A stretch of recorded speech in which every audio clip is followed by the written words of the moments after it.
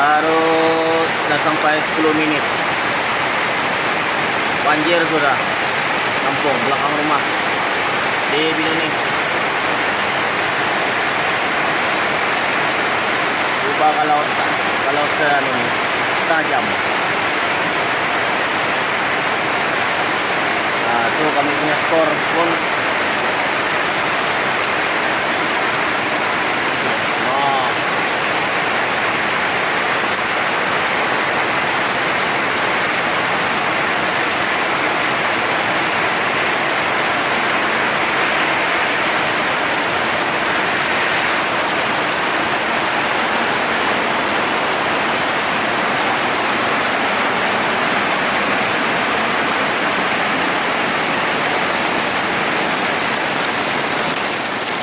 Ini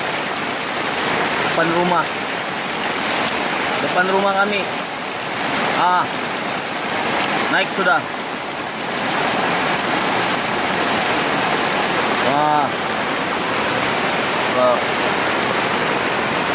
nah, terus, tenggelam sudah kan, nah.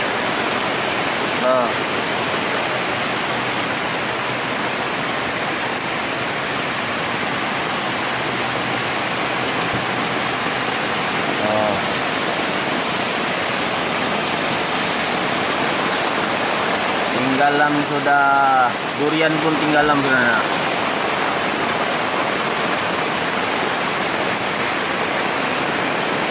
Nah, terus kan macam lautan, nah macam sungai sudah nah.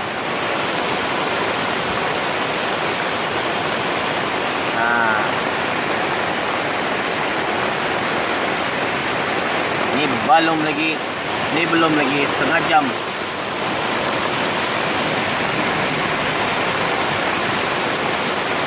Coba kalau sejam 2 jam. Di dapur bilik mandi boleh naik nih, boleh masuk air nih. Apa orang Brunei cakap masuk aing. Nah, oke lah.